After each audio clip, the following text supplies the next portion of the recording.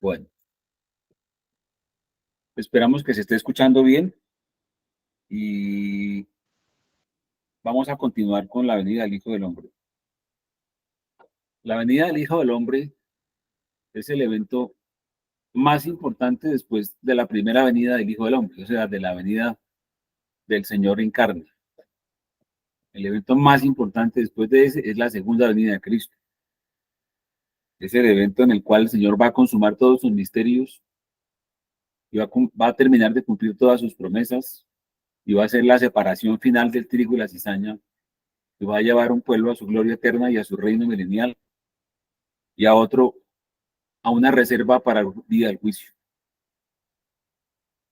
Con el fin de poder, como decíamos ahora, hilar bien el tema y no perder la secuencialidad de estos eventos, vamos a repasar algunos de los que vimos la vez pasada para poder coger el tema en forma completa y seguirlo analizando. El estudio de los textos bíblicos que estamos haciendo aquí en este curso tiene como objetivo principal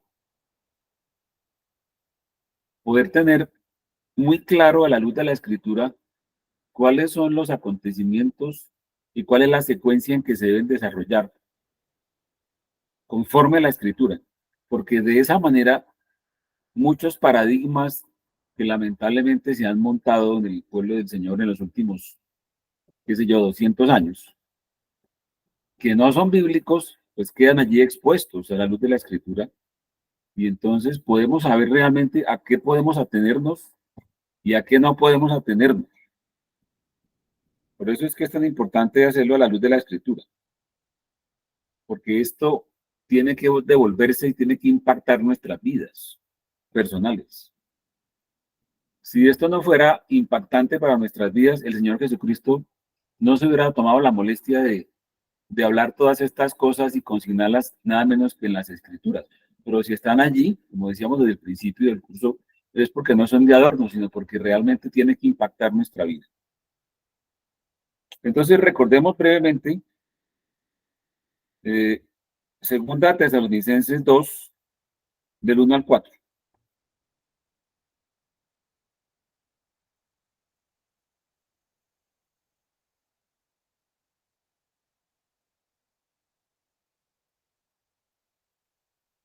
Si el pastor Miguel nos va a colaborar con la lectura, entonces le pediríamos el favor, Segunda Tesalonicenses 2, del 1 al 4.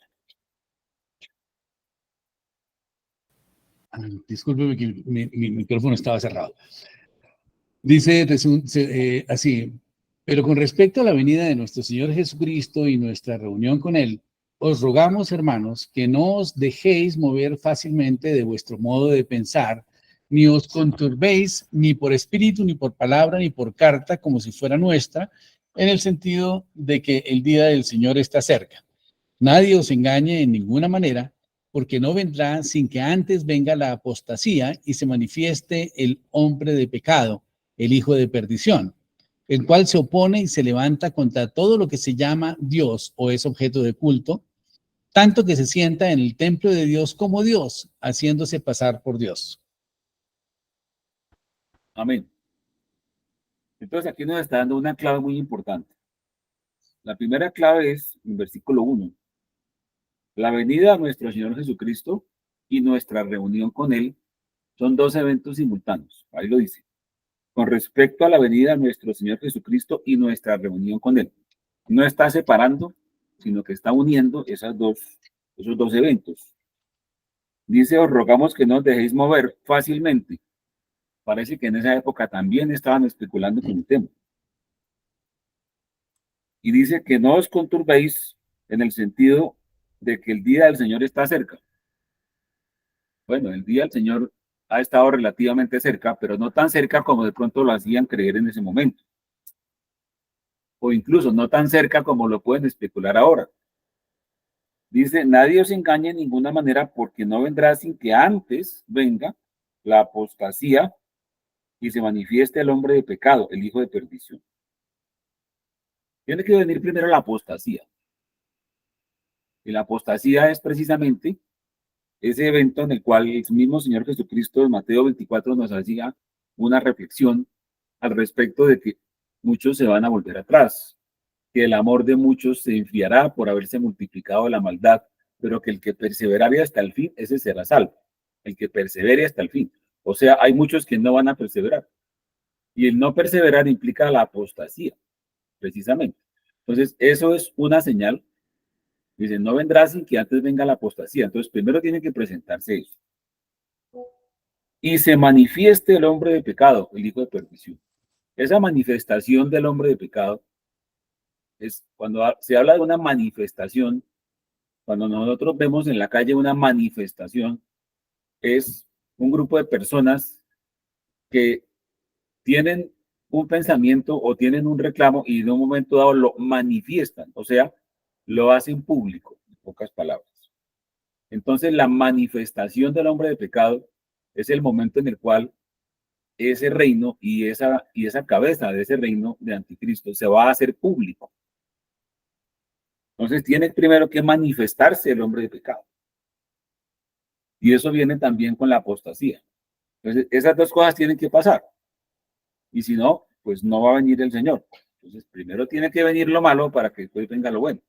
Primero la apostasía y la manifestación del anticristo. Y luego la venida del Señor y nuestra reunión con Él. Dos cosas que están juntas, así como también la apostasía y la manifestación del hijo de perdición también vienen juntas. Bueno, entonces ahora revisemos esta otra, que es la de Primera de Tesalonicenses 4, del 13 al 17.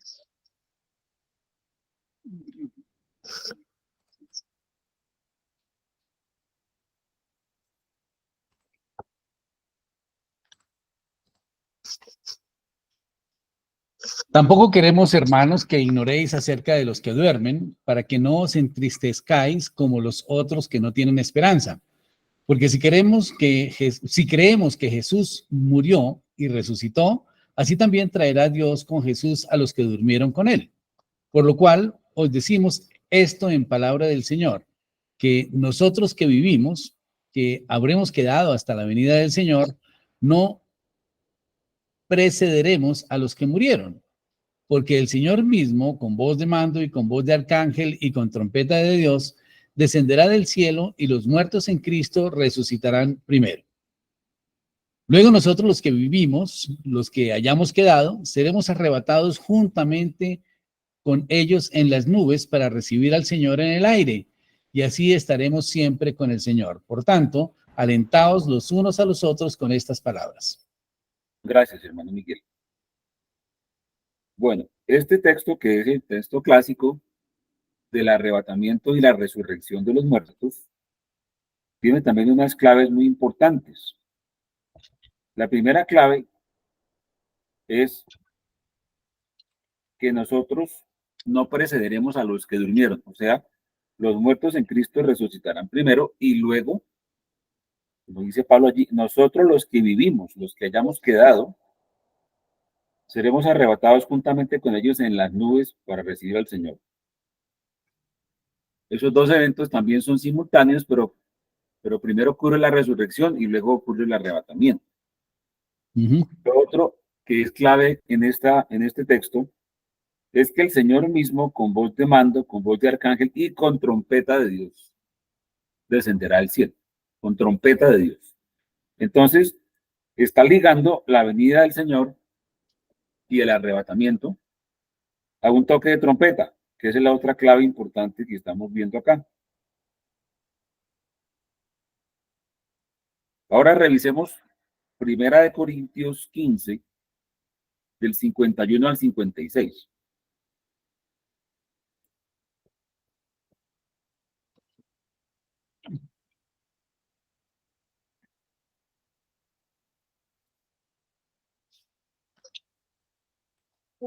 Primera de Corintios 15, del 51 al 56.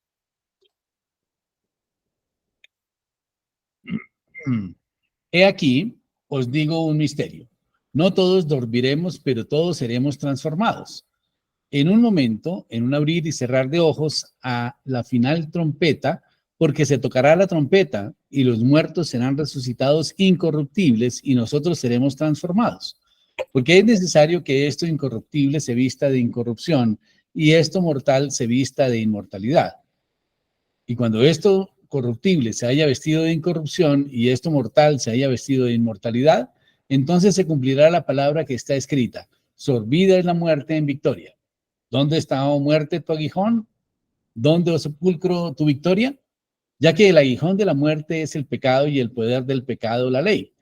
Mas gracias sean dadas a Dios, que nos da la victoria por medio de nuestro Señor Jesucristo. Así que, Amén. hermanos míos, amados, estad firmes y constantes, creciendo en la obra del Señor siempre, sabiendo que vuestro trabajo en el Señor no es en vano.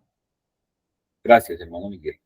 No sé. Entonces, en este otro texto que está mencionando el mismo evento, dice, en un momento, en un abrir y cerrar de ojos, a la final trompeta. Vemos cómo la Biblia nos va dando información poco a poco, paso a paso. En el texto anterior nos decía que en un toque de trompeta. Ahora nos dice que a la final trompeta. O sea, ¿cuántas trompetas tienen que sonar? Pues 7 trompetas. Se dice Apocalipsis que hay 7 trompetas. Entonces, ¿cuál es la final trompeta? Pues la final trompeta es la séptima trompeta. Entonces, esta información es muy importante porque aquí nos dice que cuando suene la séptima trompeta, se va a producir la venida del Señor y se va a producir la resurrección de los muertos. Los muertos serán resucitados incorruptibles y nosotros seremos transformados, o sea, el arrebatamiento. Pocas palabras. Eso es muy importante porque eso nos implica una cronología. Y estos textos unidos nos sirven para poder tener al menos una idea de la cronología de la venida del Señor. No estamos hablando de fechas, pero sí estamos hablando de cuál es la secuencia de eventos que tienen que pasar. Pues aquí ya vemos que esa es la final trompeta, o sea, a la séptima trompeta. Y eso lo podemos ligar con lo que dice Apocalipsis 10, del 5 al 7.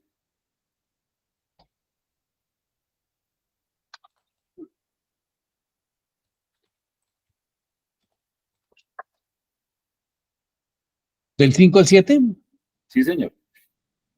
Y el ángel que vi en pie sobre el mar y sobre la tierra levantó su mano al cielo y juró por el que vive por los siglos de los siglos, que creó el cielo y las cosas que están en él, y la tierra y las cosas que están en ella, y el mar y las cosas que están en él, que el tiempo no sería más, sino que los días de la voz del séptimo ángel, cuando él comience a tocar la trompeta, el misterio de Dios se consumará, como él lo anunció a sus siervos los profetas. Amén. Entonces aquí lo dice en forma ya categórica. En los días de la voz del séptimo ángel, cuando él comience a tocar la trompeta, el misterio de Dios se consumará. ¿Cuál misterio? Pues aquí en 1 Corintios 15 acabamos de leer que Pablo les dice a los corintios, he aquí, os digo un misterio. No todos dormiremos, pero todos seremos transformados en un momento, en un abrir y cerrar de ojos, a la final trompeta, o sea, la séptima trompeta, o sea que estamos hablando del mismo misterio. ¿Y cuál es el misterio? Que se tocará la trompeta y los muertos serán resucitados incorruptibles y nosotros seremos transformados. Ese es el misterio. Y ese es el misterio que se tiene que consumar en el toque de la séptima trompeta, y aquí lo confirma Apocalipsis 10. La séptima trompeta. Cuando se comience a tocar la séptima trompeta, se consumirá el misterio de Dios. Y hay otra cosa importantísima que dice ahí, en el versículo 6 que acabamos de leer, que el tiempo no sería más. El tiempo no será más. Recordemos que la escritura da unas cronologías de tiempo que vimos en la charla anterior, sumamente precisas. Cronologías de tiempo, en 1260 días, 42 meses, tiempos y medio tiempo, 3 años y medio, la mitad de la última semana, de la duración de la gran tribulación, la anuncia por varias escrituras, desde Daniel hasta Apocalipsis está anunciada, y está anunciada con cronología y con tiempo limitado. Dios quiere que nosotros conozcamos ese tiempo Así como cuando a Daniel le dijeron, o él sabía, pues por la lectura de la escritura, que 70 años iba a estar el pueblo de Judá cautivo en Babilonia. Y cuando él ya vio que esos 70 años estaban como por llegar, empezó a orar a Dios para que el Señor empezara a propiciar la vuelta de la cautividad, lo cual efectivamente sucedió. Entonces, si Daniel estaba atento a los tiempos y llevaba la cuenta de los años, se dice que Daniel empezó la cautividad cuando tenía 17 años. Para esa época debería estar cercano a tener 87, o sea, 17 más 70, y entonces estaba ya orando para restauración, para la finalización de la cautividad. Él ya conocía algo del tiempo y creía en la palabra de Dios. Esos tiempos Dios los da para que nosotros sepamos, esa tribulación va a tener un límite. Dice 3 años y medio, 1260 días o 42 meses. Todo es lo mismo, porque el Señor quiere que sepamos que eso tiene límite, que va a ser finiquito, que no va a ser eterno, porque va a ser muy duro, va a ser muy pesado, pero va a ser limitado.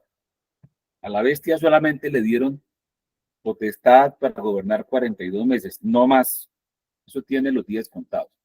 Pero ¿qué pasa? Que a partir de la séptima trompeta, el tiempo no será más. Eso es una expresión muy importante, porque eso significa que la cuenta de tiempo de esos 1260 días termina con el toque de la séptima trompeta. El tiempo no será más, ahí muere. Y de hecho, ¿qué otro tiempo es el que no va a ser más? El tiempo de los gentiles. Recordemos que el mismo Pablo también nos dice en Romanos 11, si leemos Romanos 11 del 25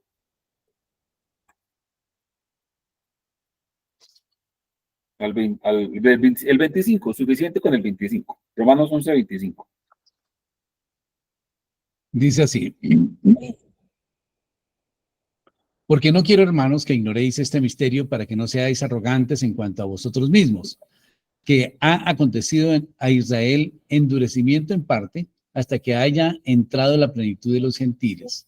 Y luego todo Israel será salvo, como está escrito. Vendrá de Sion el libertador que apartará de Jacob la impiedad. Y este será mi pacto con ellos cuando yo quite sus pecados. Amén. Entonces, fijémonos que hay un tiempo definido para que entre la plenitud de los gentiles. Eso está en la escritura. Y también lo dice Lucas 21.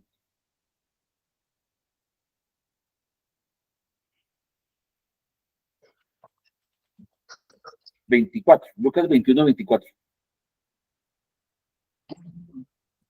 Y caerán a filo de espada y serán llevados cautivos a todas las naciones, y Jerusalén será hollada por los gentiles hasta que los tiempos de los gentiles se cumplan. Ok, entonces está muy claro que hay unos tiempos para los gentiles. Los tiempos de los gentiles, el resto del capítulo 11 de Romanos se refiere precisamente a que el Señor primero lidió con Israel a través de la ley, con Moisés, los profetas. Después se abrió al mundo gentil y le llegó a Israel natural endurecimiento en parte, dice en parte porque hay un remanente que fue salvo, pero luego dice que cuando se termine el tiempo de los gentiles, o sea, cuando haya entrado la plenitud de los gentiles, Dios se va a volcar otra vez a Israel. O sea, va a haber un despertamiento espiritual en Israel y van a ser salvos.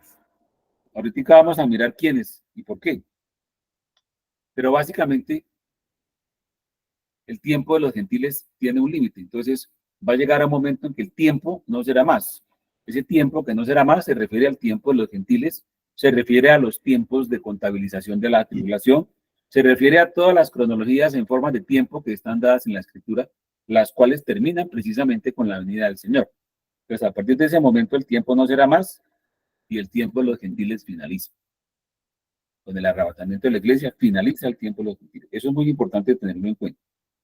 Entonces, ¿qué es lo que pasa? Pues que esos eventos están ligados y tenemos una cronología. Ya podemos saber, por ejemplo, que la venida del Señor es cuando se suene la séptima trompeta. Muy importante, ¿verdad? Interesante dato para tenerlo en cuenta. Una pregunta que se puede hacer y que normalmente se hace en medio de la iglesia es, ¿toda la iglesia va a ser arrebatada? ¿Será que sí? ¿O será que no? Así como, por ejemplo, cuando estamos leyendo aquí, lo que acabamos de leer, y luego todo Israel será salvo, como está escrito, vendrá de Sión el libertador que apartará de Jacob la impiedad. Ese texto que está allí se refiere, el apóstol Pablo está haciendo referencia a Isaías 59, del 19 al 21. Veamos Isaías 59, del 19 al 21.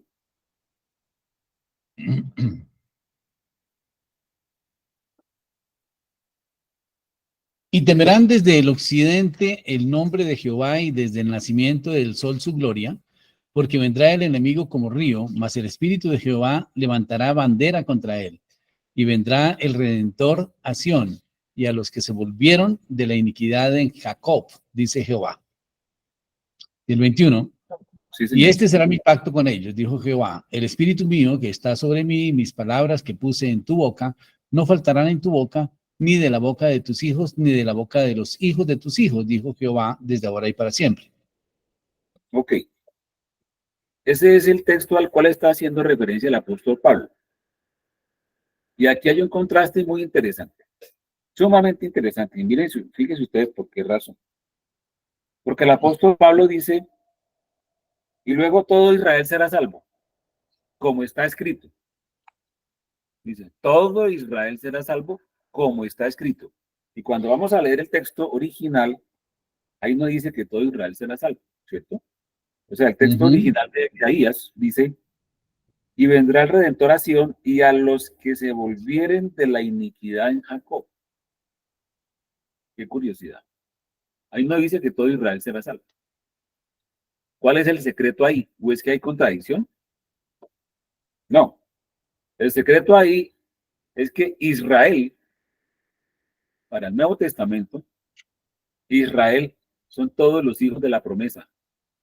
Recordemos que Pablo ha estado hablando en el capítulo 9 de la misma epístola a los romanos, que no todos los nacidos en Israel son israelitas,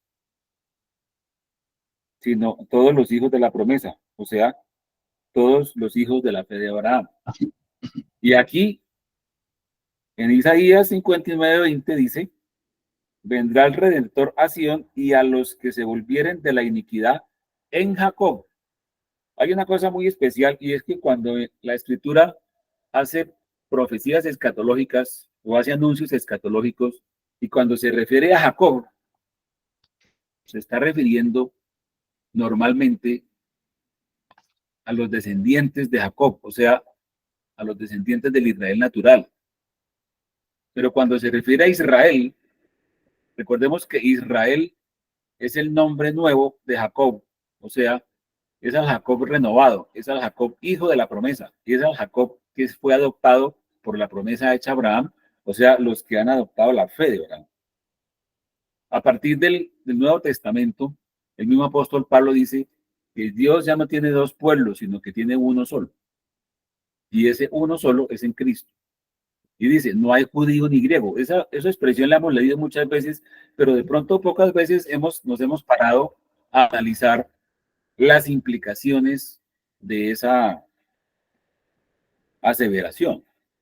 Y es porque es un solo pueblo, porque es que Israel ya no es Israel natural, Israel es todos los que adoptaron las promesas hechas a Abraham, las cuales se consumaron en Cristo, y al consumarse en Cristo, pues entonces ese ya es el Israel de Dios. Entonces, cuando él dice que todo Israel será salvo, dice Pablo allí, pues ese Israel se refiere al Israel de Dios, o sea, todos los que van a creer en la promesa. Todo Israel sí será salvo, pero Israel son los que van a creer en la promesa, son los que van a creer en Cristo.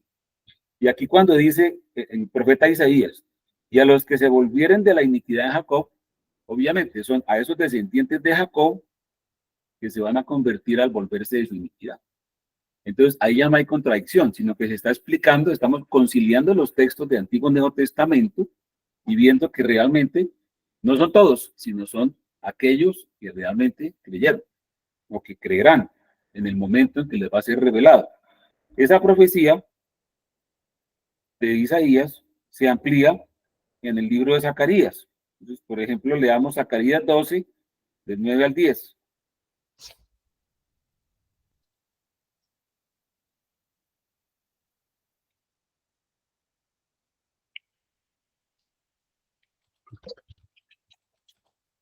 Zacarías 12, del 9 al 10.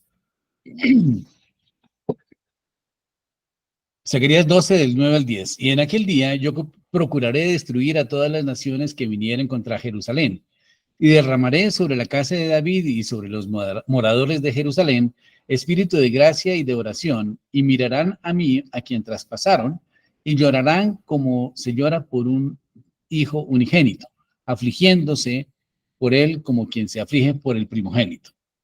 Amén. Entonces ahí se está hablando de esa restauración espiritual futura que está profetizada para Israel. En el mismo libro de Zacarías, del capítulo 13:7 al 14:4. Del 13:7 al 14:4. Levántate, oh espada, contra el pastor y contra el hombre, compañero mío, dice Jehová de los ejércitos. Hiere al pastor y serán dispersadas las ovejas, y haré volver mi mano contra los pequeñitos. Y acontecerá en toda la tierra, dice Jehová, que las 2/3 partes serán cortadas en ella y se perderán, mas la tercera quedará en ella. Y meteré en el fuego a la tercera parte y los fundiré como se funde la plata y los probaré como se prueba el oro. Él invocará mi nombre y yo le oiré y diré, pueblo mío, y él dirá, Jehová es mi Dios. He aquí, el día de Jehová viene y en medio de ti serán repartidos tus despojos, porque yo reuniré a todas las naciones para combatir contra Jerusalén, y la ciudad será tomada y serán saqueadas las casas y violadas las mujeres, y la mitad de la ciudad irá en cautiverio, mas el resto del pueblo no será cortado de la ciudad. Después saldrá Jehová y peleará con aquellas naciones como peleó en el día de la batalla. Y se afirmarán sus pies en aquel día sobre el monte de los olivos, que está enfrente de Jerusalén al oriente, y el monte de los olivos se partirá por en medio, hacia el oriente y hacia el occidente, haciendo un valle muy grande, y la mitad del monte se apartará hacia el norte y la otra mitad hacia el sur. Y huiréis del valle de los montes, porque el valle de los montes llegará hasta Asal. Huiréis de la manera que huisteis por causa del terremoto de los días de Usías, rey de Judá, y vendrá Jehová mi Dios, y con él todos sus santos. Y acontecerá que en ese día no dará luz clara ni oscura. Será un día, el cual es conocido de Jehová, que no será ni día ni noche, pero sucederá que al caer la tarde habrá luz. Acontecerá también en aquel día que saldrán de Jerusalén aguas vivas, la mitad de ellas hacia el mar oriental y la otra mitad hacia el mar occidental, en verano y en invierno. Y Jehová será rey sobre toda la tierra. En aquel día Jehová será uno y uno su nombre. Y toda la tierra se volverá como llanura. Yo creo que hasta ahí, hermano Miguel, Muy gracias. bien. Hasta ese versículo 9 yo creo que está bien para contextualizar. ¿Cuál es el momento, entonces, histórico de eso? Pues ese momento histórico es Armagedón, ¿cierto? Recordemos que Armagedón es mencionado en el Apocalipsis 16 al final de las copas de ira, al final de las copas de ira. O sea, mucho después de las trompetas, al final de las copas de ira. Ahí es mencionado Armagedón. Y esa batalla de Armagedón es en la cual la bestia, el falso profeta y todos los reyes de la tierra y sus ejércitos se reúnen para pelear contra Jerusalén. Y no solamente para eso, sino para pelear contra el Cordero que viene con todos sus ejércitos celestiales y se van a reunir a pelear contra él. Obviamente la escritura dice en Apocalipsis 19 que el Cordero los va a vencer con la palabra de su boca y todos van a ser muertos. Pero esa batalla de Armagedón se narra de distintos aspectos, como por ejemplo en el libro de Ezequiel, capítulos 38 y 39. También se narra esa batalla de Armagedón. Y aquí, en el Zacarías 14, también se narra la batalla de Armagedón, que es el mismo contexto histórico, es el mismo contexto cronológico. ¿Cómo lo sabemos? Pues porque termina en el versículo 9 con que Jehová será rey sobre toda la tierra y en aquel día Jehová será uno y uno su nombre. Y todo lo que dice de ahí en adelante son eventos que tienen que ver con el reino milenial. Entonces, si este evento termina e inmediatamente empieza el reino milenial, pues estamos hablando de Armagedón. ¿Y qué va a pasar ahí? Fíjense ustedes. Pues que Jerusalén sí va a ser invadida, la ciudad será tomada, serán saqueadas las casas, violadas las mujeres. Pero dice, y la mitad de la ciudad irá en cautiverio, más el resto del pueblo no será cortado de la ciudad. Entonces, si uno dijera, bueno, todo Israel será salvo, pues ¿cómo es posible que entonces la mitad sufra semejante agravio? Pues porque no es todo. O sea, sí es todo, pero el Israel espiritual, que está en ese momento representado por todos los de Jacob que se convirtieren, se apartaren de su mal camino. Esos son los que le van a reconocer, porque dice allí, derramaré sobre la casa de David, habíamos leído en el capítulo 12, y sobre los moradores de Jerusalén, espíritu de gracia y de oración. ¿Quiénes, ¿Quiénes constituyen la casa de David?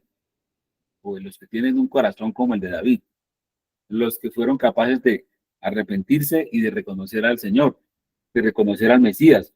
Ellos van a tener espíritu de gracia, de oración, y ellos van a reconocer. Pero sí va a haber un agravio muy grande sobre otros de ese mismo pueblo, de esa misma ciudad de Jerusalén. O sea, no todos van a ser allí tomados en cuenta. Entonces hay que tener eso bueno, muy claro, porque todo Israel será salvo no puede interpretarse como que toda la nación de Israel geográfica va a ser salva, no. Son todos los hijos de Jacob, para poder hablar de un Israel natural, que se arrepiente. Esa va a ser la última brecha de salvación que se abre sobre la tierra. No va a haber más. Después de eso, que va a ser a rey sobre toda la tierra y se cierra la brecha. El que quedó salvo, y los que no, ya no van a ser salvos nunca. Esa es la brecha que se abre para Israel, natural, para los que se arrepientan y reconozcan al Mesías. ¿Qué ocurre?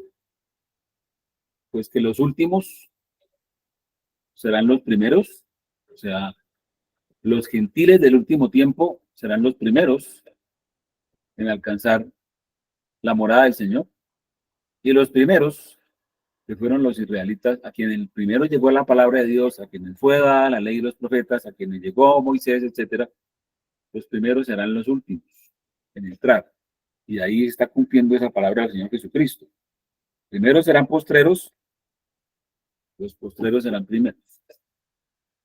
Bueno, ¿eso para qué? Eso es para ilustrar un poco, y cuando de pronto en la escritura se dice, y todo Israel, y todos, miremos bien el contexto, porque no son todos, es un remanente escogido. Eso también lo dice, por ejemplo, el libro de Romanos 9, 27 y 28.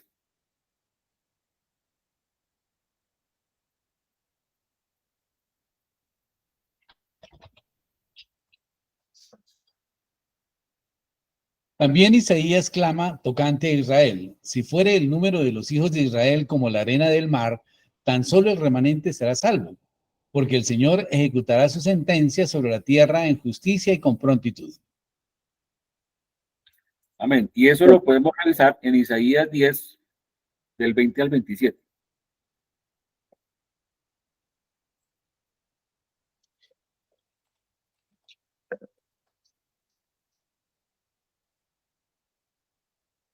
Del 20 al 27. Acontecerá en aquel tiempo que los que hayan quedado de Israel y los que hayan quedado de la casa de Jacob nunca más se apoyarán en el que los hirió, sino que se apoyarán con verdad en Jehová, el Santo de Israel.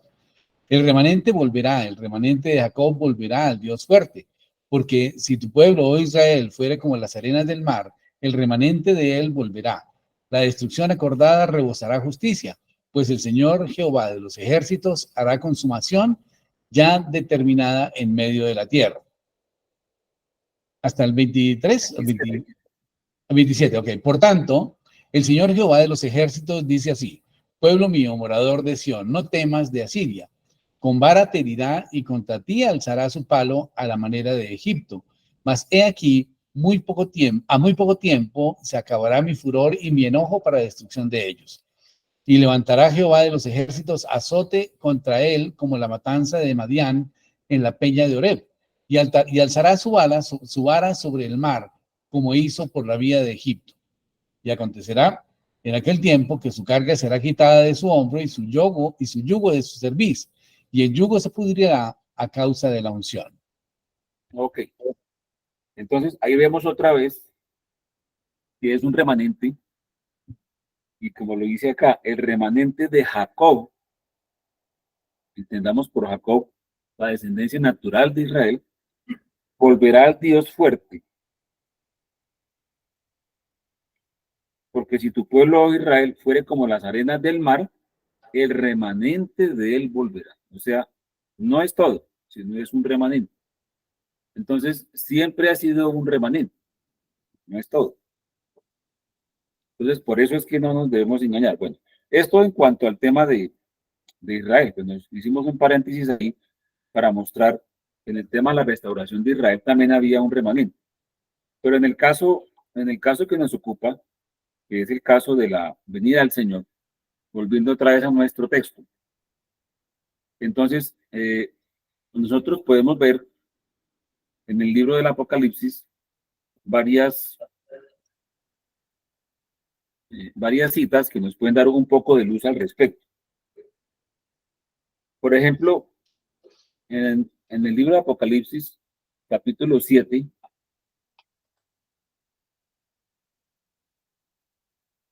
versículo 3. Diciendo: no hagáis daño a la tierra, ni al mar, ni a los árboles, hasta que hayamos sellado en sus frentes a los siervos de nuestro Dios. Y leamos el 4. Oí el número de los sellados, 144,000 sellados de todas las tribus de los hijos de Israel. Ok. Y ahí dice 12,000 de cada tribu y menciona cuáles son las tribus. ¿De los hijos de qué? De De Israel. Judá, 1,000, ajá. O sea, en general de Israel, ¿cierto? Sí. Él después dice de cada tribu cuántos, pero básicamente dice que de los hijos de Israel. Entonces, esos sellados, ¿cuándo los sellan? Entonces, ahí dice en el versículo 3, no hagáis daño a la tierra, ni al mar, ni a los árboles. ¿Cuándo empieza el daño a la tierra, al mar y a los árboles? Pues en las trompetas. ¿Por qué razón? Porque, por ejemplo, dice que el primer ángel tocó la trompeta y hubo granizo y fuego mezclados con sangre que fueron lanzados sobre la tierra. Ahí estamos hablando de daño en la tierra. La tercera parte de los árboles se quemó y se quemó toda la hierba verde. Entonces, tierra, árboles, hierba se queman allí. Y luego el segundo ángel tocó la trompeta y una gran montaña ardiendo fue precipitada en el mar y la tercera parte del mar se convirtió en sangre. Entonces, la segunda trompeta se refiere a daños en el mar. Entonces, ¿qué pasa? Que este sello de los 144,000 se hace antes de que se generen las trompetas. Yo creo que eso queda claro. Son sellados, pero son sellados no necesariamente significa que ya se van a manifestar, son sellados. Ahora, esos sellados son de los hijos de Israel. Los hijos de Israel, ¿quiénes son? Ahí es donde está la gran pregunta. ¿Quiénes son? ¿Cuál es el Israel de Dios para el Nuevo Testamento? Finalmente, Israel son todos los hijos de la promesa. Eso lo aclara Pablo, eso lo habíamos leído ya, está en Romanos 9. Dice, no todos los descendientes de Israel son israelitas. O sea, si eso lo sentencia Pablo de una manera categórica en las epístolas, como en este caso la de los romanos, pues lo que debemos hacer es creerlo y no buscarle el muerto río arriba, donde no lo vamos a encontrar. Realmente, no todos los hijos de Israel son israelitas, eso está claro. ¿Quiénes son los de Israel para el Nuevo Testamento? Pues son todos los hijos de la promesa, o sea, los que son de la fe de Abraham. En tu simiente, la cual es Cristo, serían benditas todas las naciones de la tierra. Ese es el Israel de Dios.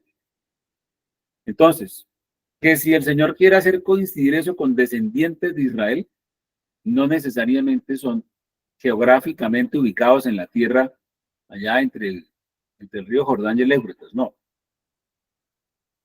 Descendientes de Israel son, podríamos ser nosotros. Y los israelitas, los judíos fueron dispersados por todo el mundo. Y están en todas partes. Cualquiera de nosotros puede llegar a ser israelita y no lo sabe. De hecho, las 10 tribus de la dispersión perdieron completamente su genealogía y su trazabilidad y no saben dónde están. No se sabe dónde están. Los únicos que tienen su genealogía trazada son los de la tribu de Judá y Benjamín. O sea, los que vivían en Judá, el reino del sur, pero los del reino del norte se mezclaron con naciones vecinas y perdieron toda su trazabilidad.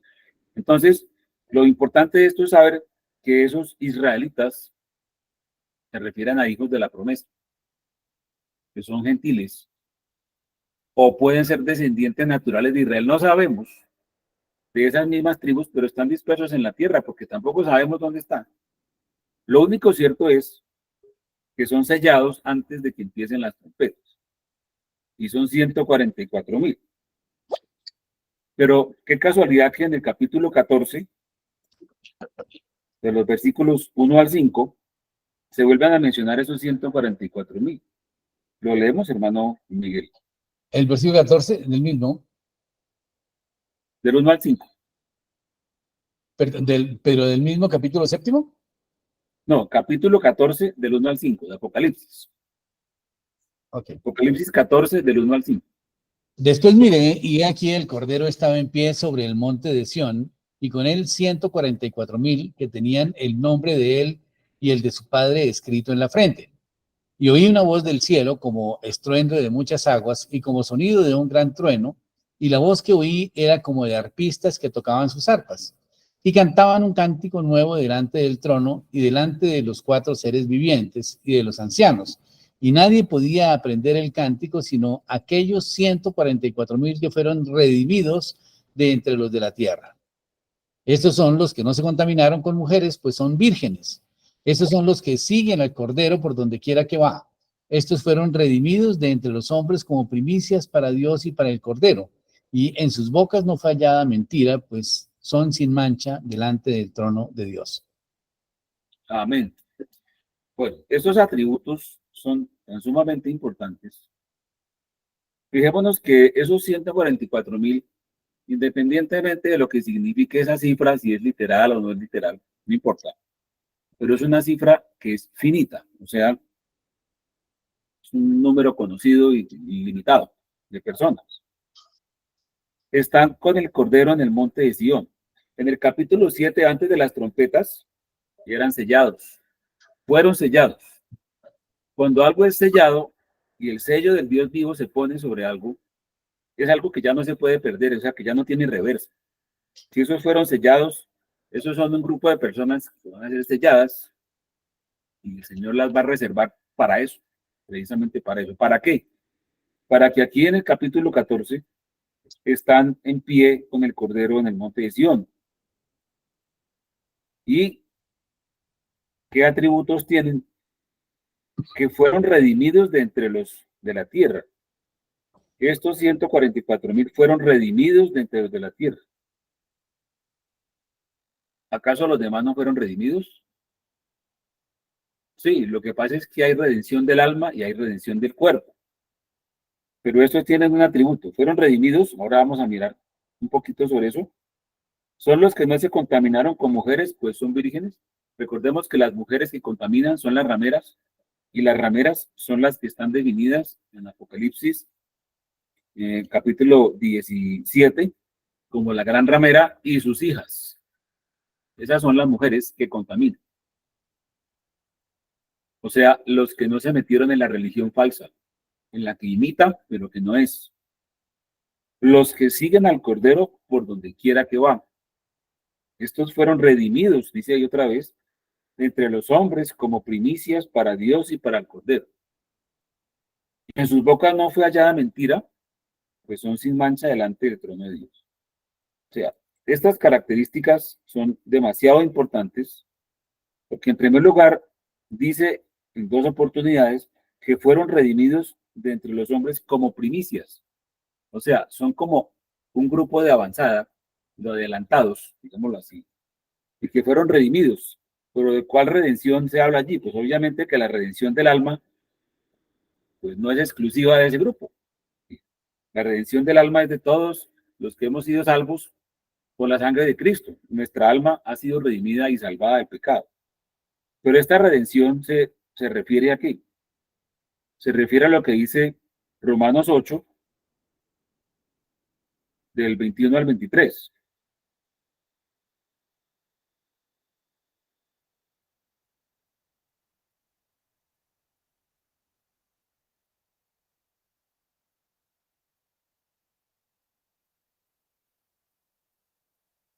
Está silenciado, hermano Miguel. Perdón. Porque también la creación misma será libertada de la esclavitud de corrupción a la libertad gloriosa de los hijos de Dios, porque sabemos que toda la creación gime a una y a una está con dolores de parto hasta ahora. Y no solo ella, sino que también nosotros mismos, que tenemos las primicias del Espíritu, nosotros también gemimos dentro de nosotros mismos, esperando la adopción, la redención de nuestro cuerpo. Porque en Amén. esperanza... Gracias. Entonces, esperando la adopción y explicativamente dice la redención de nuestro cuerpo. Entonces, la redención del cuerpo es lo último que tiene que ser redimido. ¿Redimido de qué? Pues de la muerte. Por eso dice la escritura, lo leímos ahorita al principio de la charla, en 1 Corintios 15, que el postrer enemigo que será vencido es la muerte. ¿Y dónde está muerte tu victoria? ¿Dónde sepulcro? Perdón, ¿dónde está sepulcro tu victoria? ¿Dónde está muerte tu aguijón? Pues lógicamente, este grupo de personas que se mencionan aquí, dice que fueron redimidos de los hombres como primicias para Dios y para el Cordero. Son sin mancha delante del trono de Dios. O sea, es un grupo perfecto. Perfecto es perfecto. El Señor Jesucristo dijo en la parábola del sembrador que la semilla que cayó en buena tierra iba a dar fruto al 30, otros al 60 y otros al 100 por uno. Pues está refiriendo a que los que dieron fruto al 100 por uno, el 100%, pues un grupo perfecto. Hasta el momento, nadie ha llegado a ese punto.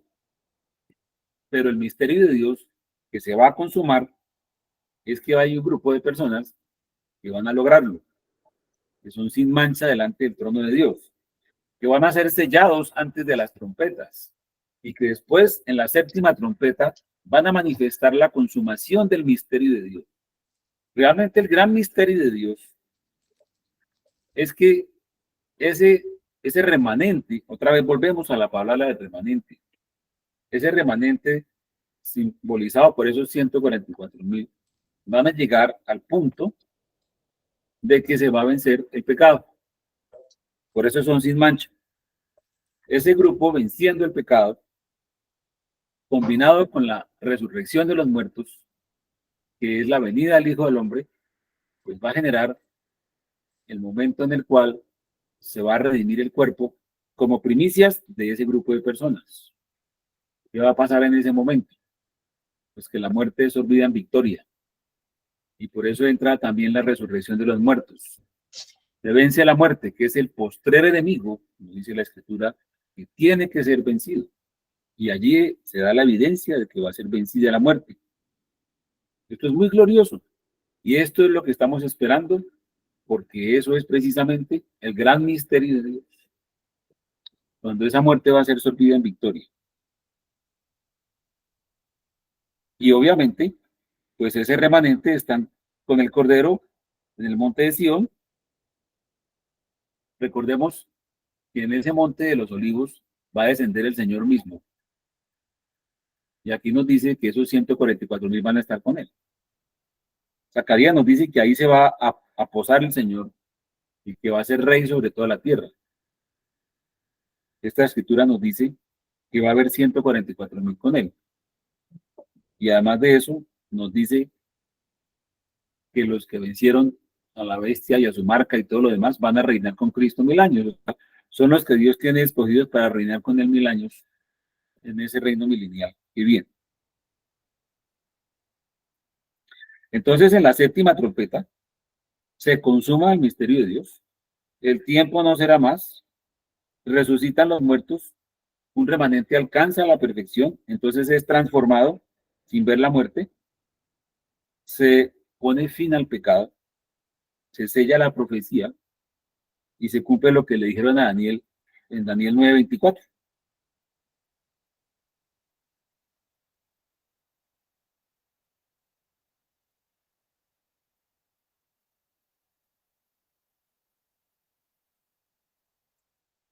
¿Lo de Daniel qué? Toca cerrar los micrófonos, hermana, disculpa. Daniel 9:24, hermano Miguel, gracias. Perdón. Daniel 9:24. 70 semanas están determinadas sobre el pueblo. ¿Es este? Perdón, un momento. Sí. Afirmativo. 70 semanas están determinadas sobre tu pueblo y sobre tu santa ciudad para terminar la prevaricación y poner fin al pecado, y expiar la iniquidad para traer la justicia perdurable y sellar la visión y la profecía y ungir al santo de los santos. Ok, pues al final de la semana 70, que corresponde al toque de la séptima trompeta, pues se pone fin al pecado, una gloriosa conclusión y una gloriosa profecía, o sea, por fin se le va a poner fin al pecado. Se va a traer la justicia perdurable, se sella la visión y la profecía. En ese momento se termina, ya no se requiere más la profecía ni las visiones, que es precisamente lo que decía Romanos en 1 Corintios 13.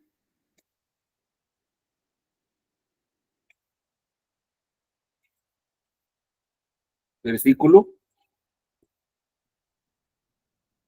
9 y 10.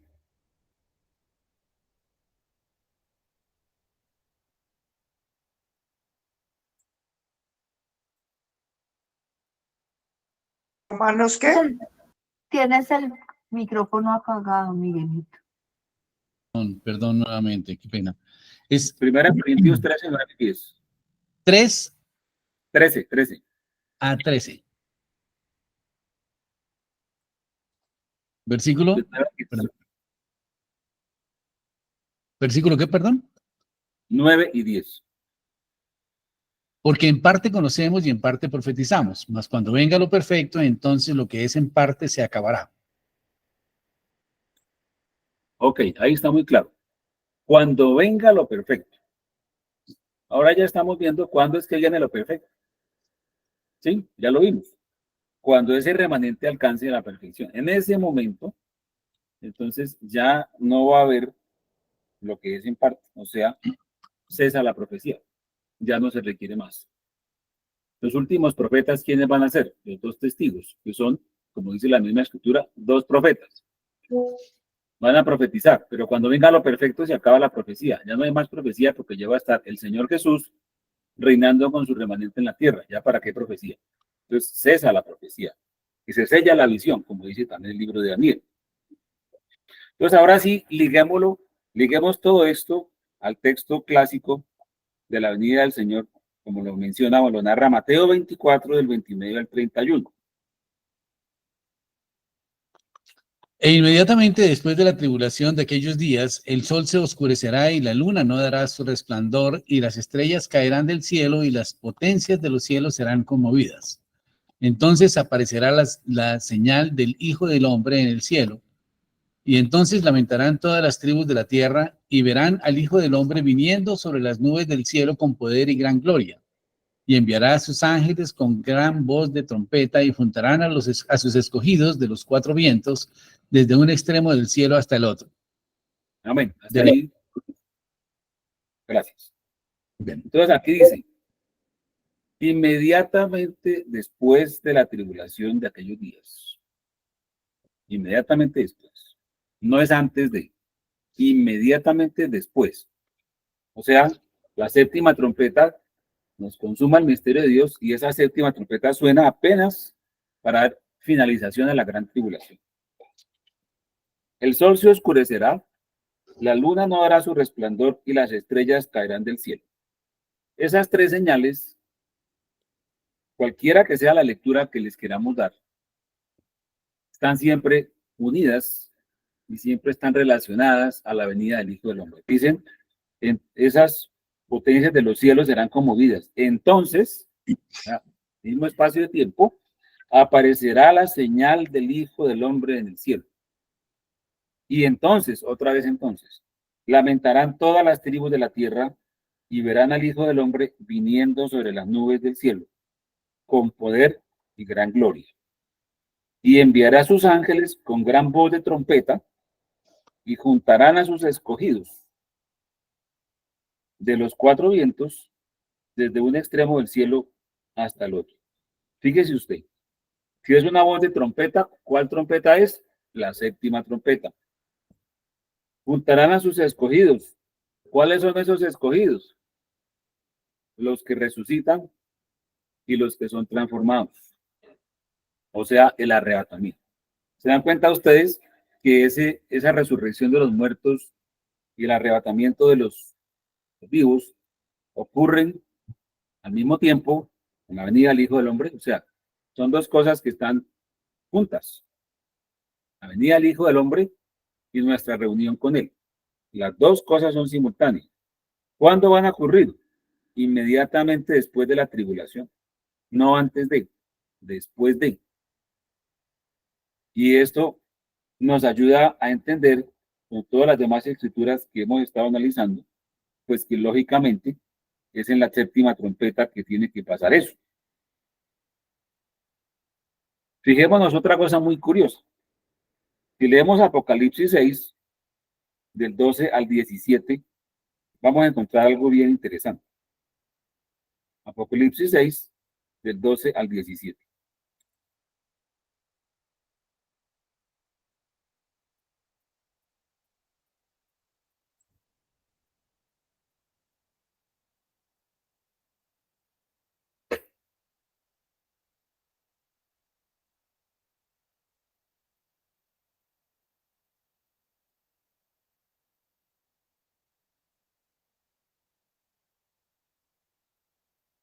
Está silenciado por si algo, hermano Miguel. Perdón, otra vez. Miré cuando abrió el sexto sello y aquí hubo un gran terremoto y el sol se puso negro como tela de silicio y la luna se volvió toda como sangre y las estrellas del cielo cayeron sobre la tierra como la higuera deja caer sus higos cuando es sacudida por un fuerte viento. Y el cielo se desvaneció como un pergamino que se enrolla y todo monte y toda isla se removió de su lugar y los reyes de la tierra y los grandes, los ricos, los capitanes, los poderosos y todo siervo y todo libre se escondieron en las cuevas entre las peñas de los montes y decían a los montes y a las peñas, caed sobre nosotros y escondednos del rostro de aquel que está sentado sobre el trono y de la ira del Cordero. Porque el gran día de su ira ha llegado, ¿y quién podrá sostenerse en pie? Ok, gracias, hermano Miguel. Bueno, este texto es realmente fascinante porque, en primer lugar, es el sexto sello, no es el séptimo, sino el sexto. Fíjense bien. El sexto viene después del quinto y el quinto sello es cuando están hablando las almas de los que habían sido muertos por causa de la palabra de Dios, pidiendo venganza de su sangre contra los que moran en la tierra. Les dieron vestiduras blancas y les dijeron que descansasen todavía un poco de tiempo hasta que se completara el número de sus consiervos y sus hermanos, que habían de ser muertos como ellos. Entonces recordemos, esto nos está representando los que están siendo muertos durante la gran tribulación y están muriendo como mártires y están yendo al cielo, que también están descritos, y lo vimos la vez pasada, en Apocalipsis 7:14, donde le dice, yo le dije, Señor, tú lo sabes, y él me dijo, estos son los que han salido de la gran tribulación y han lavado sus ropas y las han emblanquecido con la sangre, en la sangre del Cordero.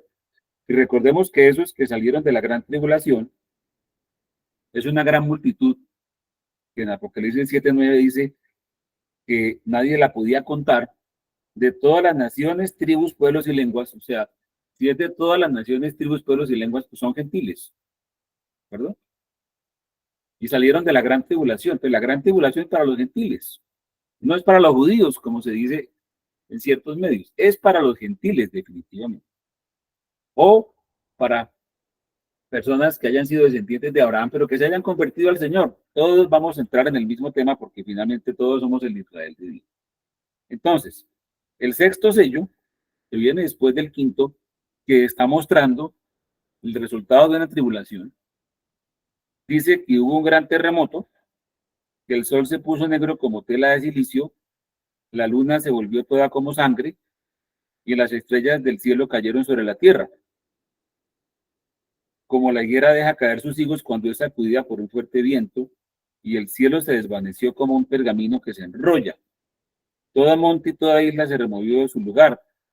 Esas tres señales, el sol negro, la luna como sangre y las estrellas cayendo del cielo, adivina qué son. Pues son las mismas tres señales que nos muestran la venida del Hijo del Hombre y que lo estuvimos leyendo en Mateo 24 y que en muchas otras partes de la Escritura, como vamos a leer más adelante, aparecen esas tres señales de la venida del Hijo del Hombre. Entonces uno podría preguntarse, bueno, pero entonces, ¿dónde está aquí la venida del Señor? Porque es que en este texto de Apocalipsis 6 que acabamos de leer, aquí no dice explícitamente que el Señor vino, pero sí dice que todos los poderosos de la tierra se escondían en las cuevas y en las peñas y decían a los montes y a las peñas, caed sobre nosotros y escondernos del rostro de aquel que está sentado sobre el trono y de la ira del Cordero, porque el gran día de su ira ha llegado, ¿quién podrá sostenerse en pie? O sea, aquí no dice que el Señor vino en unas nubes, no dice nada, pero sí dice que los demás estaban viendo al Cordero en el trono. O sea, implícitamente, ahí está la venida del Señor. Ahí está el Señor en un trono y muy airado. Y por esa razón están tentando a esconderse, porque no pueden soportar esa presencia de Dios en la tierra. Sin embargo, es el sello número 6. Entonces, ¿qué podemos concluir de esto? Pues que la cronología de las 7 trompetas, la séptima tiene que terminar con la consumación del misterio de Dios, que es la venida del Señor y nuestra reunión con Él, o sea, la resurrección de los muertos, el arrebatamiento de los vivos, la reunión de los escogidos, que es al mismo tiempo con la venida del Hijo del Hombre, y que esa séptima trompeta coincide con el sello número 6. Eso es lo que podemos concluir ahí al respecto. De tal manera que no hay una secuencialidad no es que primero sean los sellos, después las trompetas y después las copas. Fíjense ustedes que ahí, al poder mirar esas señales, y las trompetas tienen que sonar todas, finalizando con la venida del Hijo del Hombre, pues esa venida está en el sello número 6. Por lo tanto, las trompetas deben sonar antes del sello número 6. Pueda que sean de pronto durante el sello número 5 o entre el 4 y el 5, no sabemos, pero lo cierto es que tienen que terminar de sonar todas antes del sello número 6. Entonces, eso nos sirve para ubicarnos en cronología, porque esas son las pistas que la misma escritura nos está dando. Ahorita en 10 minutos miramos si hay preguntas y resolvemos y seguimos. Los que tengan preguntas según las reglas de este curso, las pueden escribir en el chat de la reunión y ahí las miramos y ahora entonces miremos, hacemos un barrido y resolvemos las preguntas. Entonces, fíjese lo interesante que se vuelve eso. ¿Qué pasa? ¿Qué información adicional nos da la escritura en la séptima trompeta? Miremos Apocalipsis 11 del 15 al 19.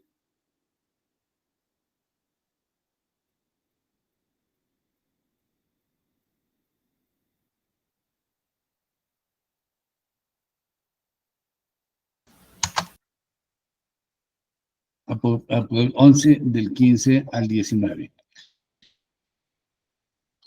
El séptimo ángel tocó la trompeta y hubo grandes voces en el cielo que decían: Los reinos del mundo han venido a ser de nuestro Señor y de su Cristo, y Él reinará por los siglos de los siglos.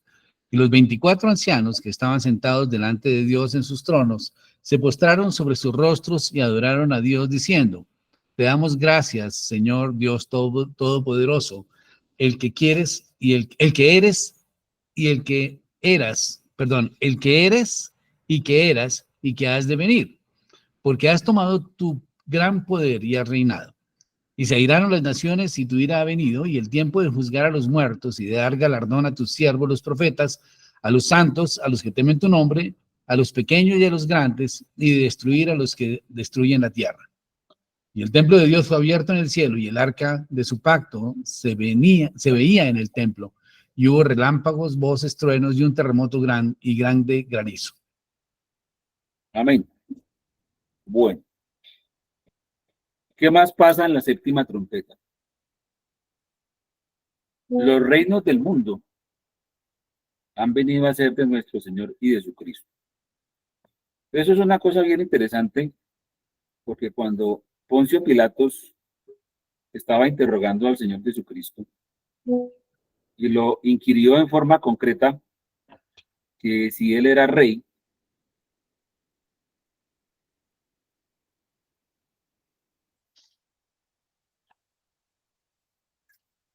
el Señor Jesucristo, ¿qué le conoció? ¿Qué le respondió?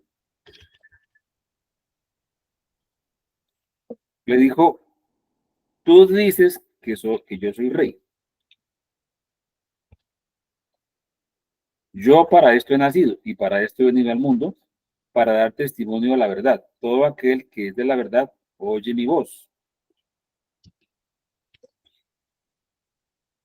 Y después el Señor le respondió de una forma más concreta, diciéndole que mi reino no es de este mundo.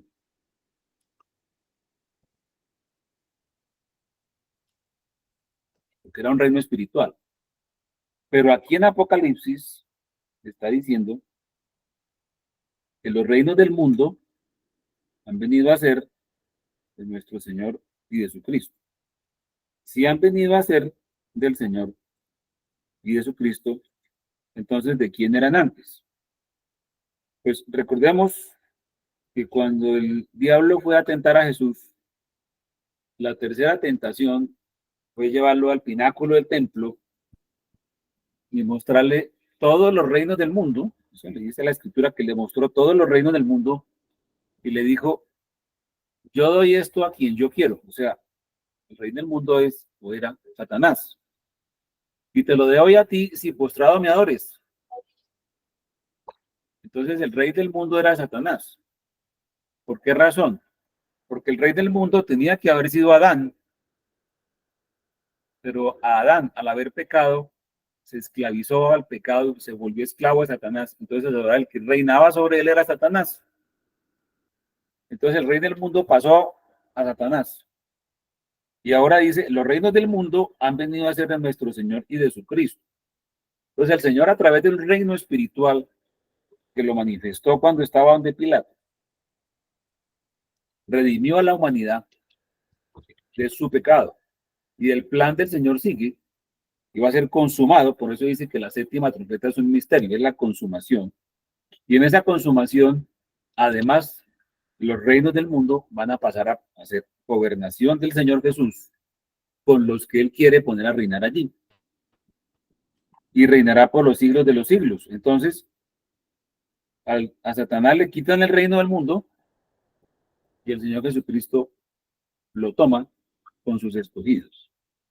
¿Qué otra implicación tiene la séptima trompeta? Dice que la ira ha venido, o sea, va a comenzar el derramamiento de la ira de Dios, porque dice: el tiempo de juzgar a los muertos, de dar el galardón a tus siervos los profetas, a los santos y a los que temen tu nombre. O sea, el Señor va a escoger a los profetas, a los muertos en Cristo y a los santos para darles un galardón. Ahora vamos a ver cuál es ese galardón. A los pequeños y a los grandes, y de destruir a los que destruyen la tierra. O sea, llega el tiempo de destruir a los que destruyen la tierra. Todavía no han sido destruidos. Apenas va a comenzar esa operación. Esa operación se llama la ira de Dios. Dice aquí la escritura algo muy representativo en el versículo 19 que acabamos de leer. El templo de Dios fue abierto en el cielo. ¿Cuál es el templo?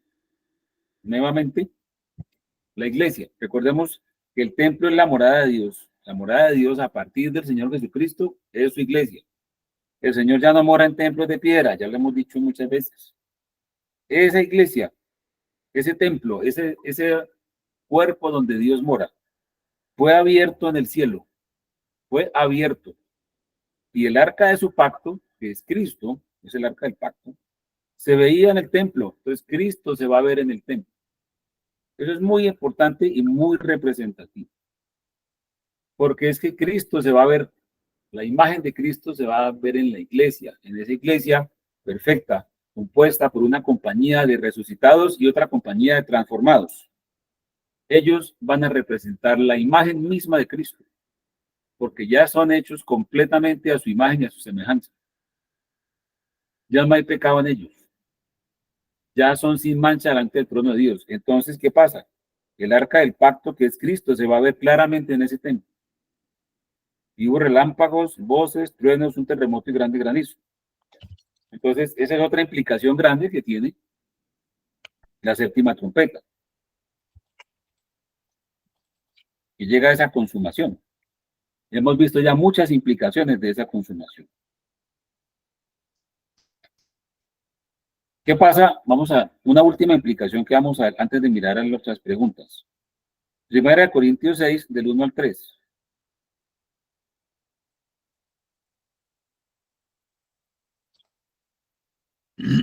Osal, Primera de Corintios 6, del 1 al 3. sí, señor. ¿Osa alguno de vosotros cuando tiene algo contra otro ir a juicio delante de los injustos y no delante de los santos?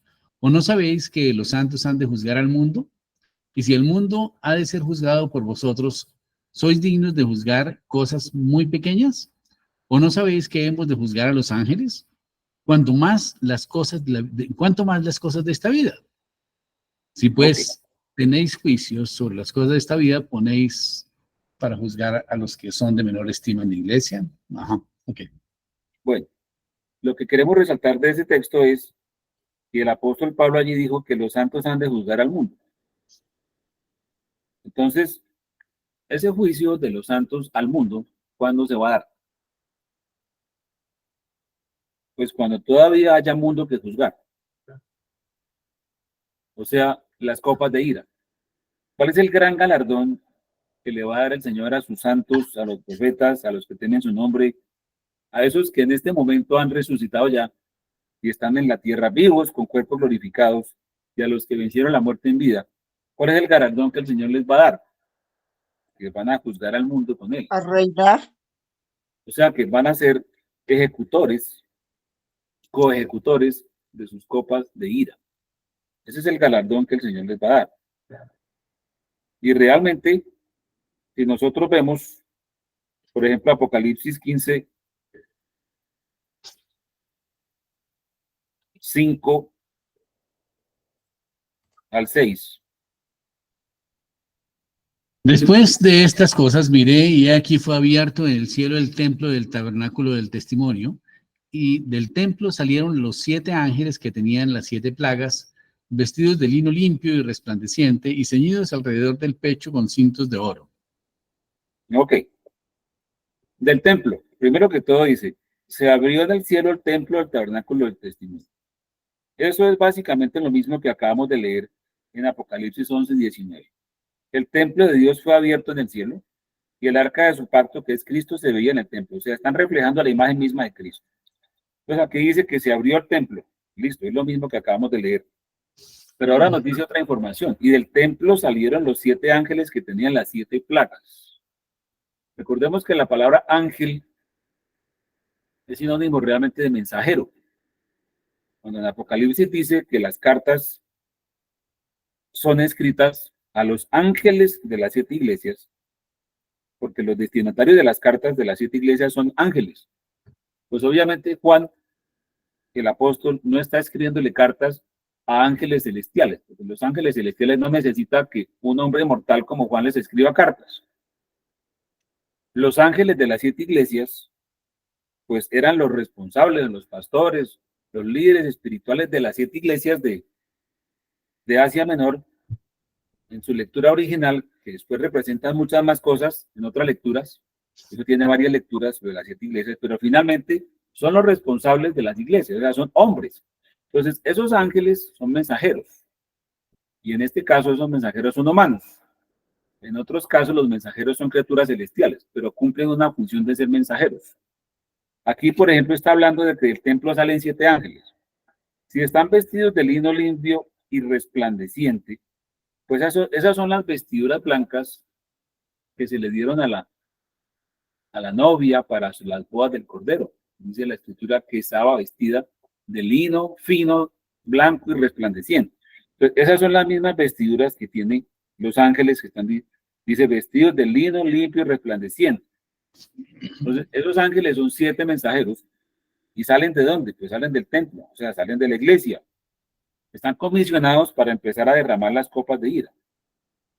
Y todos los profetas, los justos, los que resucitaron, todos están comisionados para ejecutar las copas de ira. Eso no nos debe ser extraño, porque recordemos que el Señor, a través de los ejércitos de Josué, ejecutó juicio contra el amorreo, el entrar a tomar la tierra prometida, porque ya la maldad del amorreo, como dice la escritura, había llegado a su colmo. Entonces ya la mies estaba madura, por así decirlo, para la siega, y era el momento de ejecutar el juicio.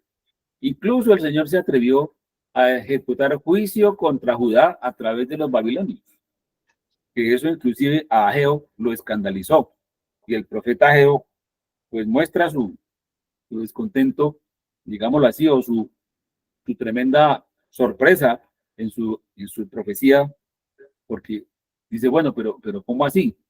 Perdón, el profeta Habacuc, ¿cómo así, Señor? Tú vas a ejecutar juicio con esos caldeos que son terribles, que son impíos, ¿cómo nos van a mandar a eso? Pero finalmente fue lo que Dios hizo. O sea, su propio pueblo lo juzgó a través de unos impíos que fueron los caldeos. Y luego los caldeos los juzgó a través de los medopersas, y luego los medopersas los juzgó a través de los griegos, y luego los griegos los juzgó a su vez a través de los romanos, etcétera. Finalmente el Señor es el Señor. Aquí va a escoger a su iglesia resucitada y transformada para ejecutar las plagas, copas de ira. Pues eso es otra implicación muy importante que tiene la 7ª trompeta, porque le va a dar el galardón a los que temen su nombre y porque el templo se va a ver en el cielo y van a reflejar la imagen de Cristo. Bueno, entonces ahora sí, miremos qué preguntas hay aquí en el chat.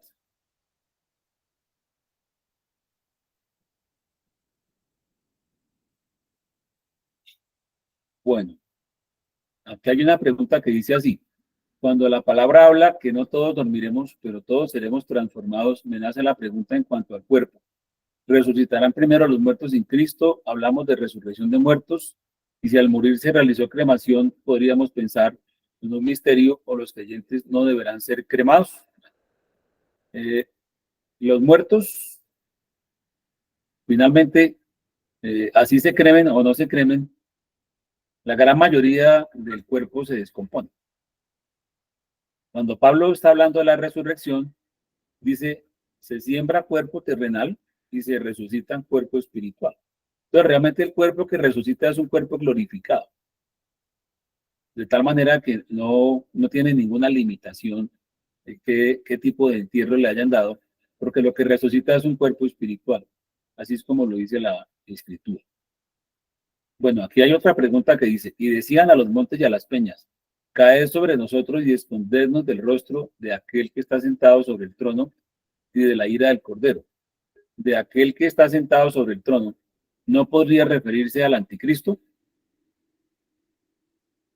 Bueno, cuando dice aquí, de aquel que está sentado sobre el trono y de la ira del Cordero, los que están diciendo a las peñas que caigan sobre ellos son los capitanes, los fuertes, los poderosos de la tierra, y lo hacen precisamente cuando sienten la presencia del Señor en la tierra. O sea, a lo que le están teniendo miedo allí es precisamente al Cordero. Entonces, pues no van a estar temiéndole al mismo tiempo a la ira del Cordero y al anticristo. ¿Por qué razón? Pues porque cuando venga el Señor Jesucristo, dice la Escritura, que Él destruirá con su resplandor al inicuo. O sea, eso lo dice Segunda Tesalonicenses capítulo 2, del 6 al 9. Si de pronto el hermano Miguel quisiera leerlo. Sí, con mucho Segunda gusto. Tesalonicenses 2, del 6 al 9.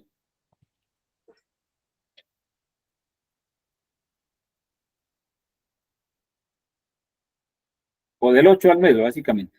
¿Del 8 al 9? Sí, eso es suficiente para contestar la pregunta. Y entonces se manifestará aquel inicuo a quien el Señor matará con el espíritu de su boca y destruirá con el resplandor de su venida. Amén. O sea, el Señor va a destruir al inicuo, o sea, al anticristo, con el resplandor de su venida. Entonces, si ahí está presente la ira del Cordero, es porque el Señor está en ese momento ejecutando esa destrucción del anticristo con el resplandor de su venida. Por lo tanto, le están temiendo, que está en el trono, ese es el Cordero. Ya no sería el anticristo, porque el anticristo está siendo destruido en ese momento. O sea, al final de la tribulación, el anticristo es destruido. Aquí hay otra pregunta que dice, los 144,000 son personas que no necesitarán la sangre de Cristo para limpiar sus pecados, sino que superarán el pecado por sí mismos. ¿Este número no sería un número simbólico de los redimidos de toda la tierra? Bueno, realmente nadie está exento de la sangre de Cristo. Por cuanto todos pecaron y todos estamos destituidos de la gloria de Dios. O sea, ninguno puede ser salvo sin la sangre de Cristo. Entonces, esos 144,000 necesitaron la sangre de Cristo para ser salvos. Simplemente que, como dice la Escritura, hay un orden en el cual el Señor va a llevar personas a la perfección. Es que recordemos que el apóstol Pablo en muchas de las Escrituras decía, y le exhortaban a los obreros también diciéndoles, mire, ustedes ya está bien los rudimentos, pero ya dejen atrás los rudimentos y les decía, vamos adelante a la perfección. Es que la perfección es el fin. La salvación en sí misma no es el fin. La salvación es el inicio de un camino. Es el medio mediante el cual hemos declarado justos y entramos en gracia y en novedad de vida para poder andar por un camino que llama santificación. ¿Para qué es la santificación? Pues la santificación es para llegar a la perfección. No es para otra cosa. Entonces, necesariamente, Pablo decía, no que ya lo haya alcanzado, pero brego a ver si lo logro alcanzar, a ver si por fin puedo hacer aquello para lo cual fui asido por Cristo Jesús. Inclusive él era tan afiebrado a la perfección, por así decirlo, que se contaba dentro de los que iban a ser arrebatados, porque él sabía que esos iban a alcanzar la perfección. Entonces, no podríamos decir que no necesitarán la sangre de Cristo, no, nadie puede decir que no necesita la sangre de Cristo. Es a través de la sangre de Cristo precisamente que entramos en el camino de santificación, pero llega a dónde nos lleva ese camino, o sea, ¿cuál es el final del camino? Pues el final del camino de la perfección, o sea, es cero pecado, eso es lo que Dios quiere, finalmente cero pecado. Entonces, aquí vamos a leer una escritura en 1 Corintios 15, que nos muestra cuál es el orden de eso y por qué es que hay unas primicias, ¿sí? 1 Corintios 15, del 22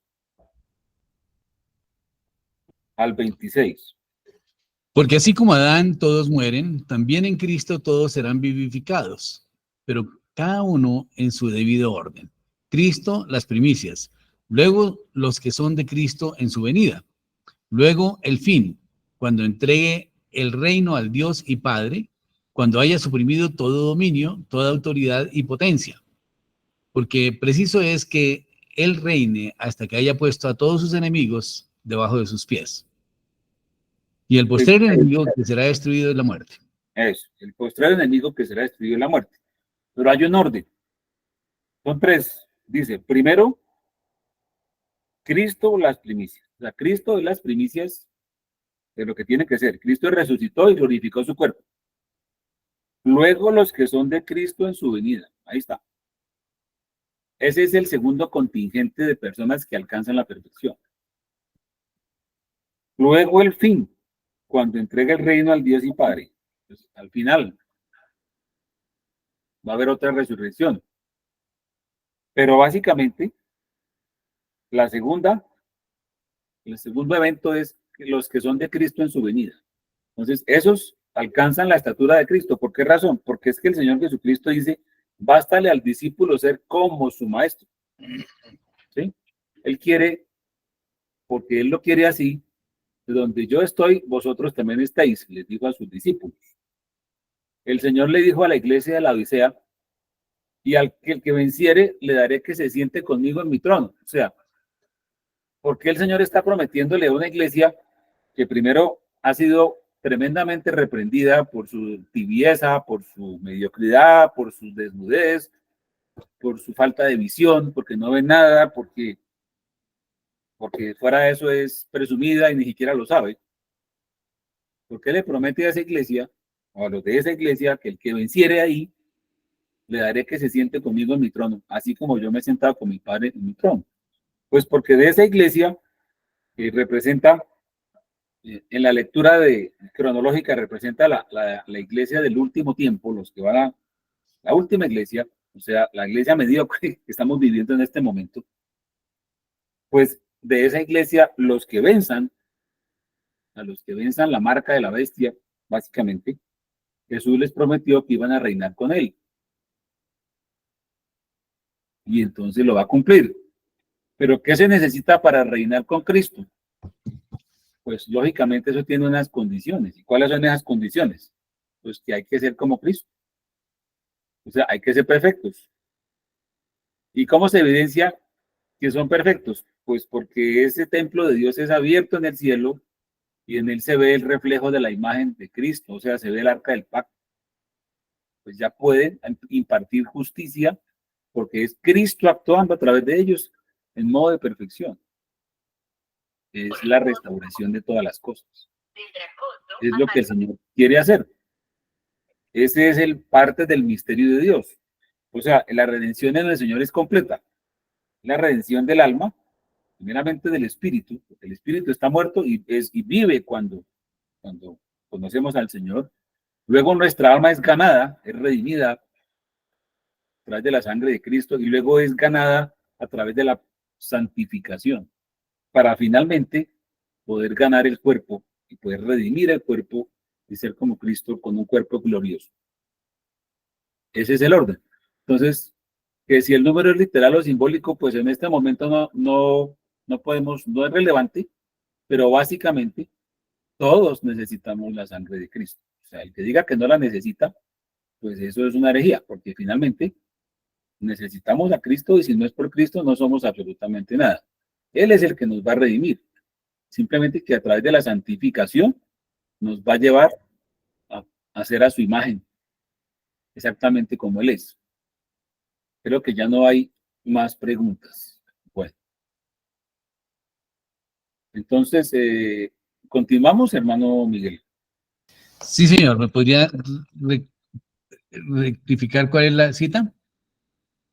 La cita de qué, perdón. ¿Alguna cita para leer? Ah, bueno, ya le digo con qué seguimos. Bueno, entonces, vamos a mirar. Yo quiero recordar algo, y es lo siguiente. En la primera charla y parte de la segunda charla, estuvimos hablando de los famosos dichos difíciles de Cristo, si ustedes recuerdan. Y por ejemplo, hicimos mucho énfasis en el tema del templo. Hicimos bastante énfasis porque precisamente el templo es un misterio.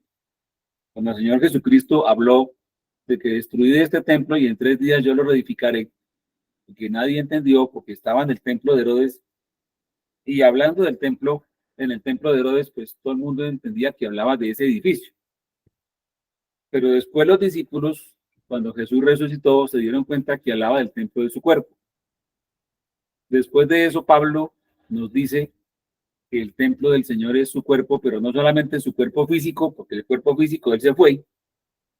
Fíjense ustedes lo importante que el cuerpo físico de Cristo no permanezca en este momento, porque al Señor, al haberse ido, automáticamente transfirió los derechos de su cuerpo, se los transfirió a la iglesia. O si no, si el Señor Jesucristo estuviera entre nosotros físicamente, todos estaríamos buscando mirar al Señor Jesús como físico, puesto los ojos en Jesús como persona física. De hecho, sus discípulos, ante los cuales ascendió a los cielos, se quedaron mirando al Señor y se escondieron en una nube y seguían mirando hasta que unos ángeles tuvieron que decirles: oiga, muchachos, despierten, ya no miren más para arriba. Así vendrá como le has visto ir al cielo, así va a venir.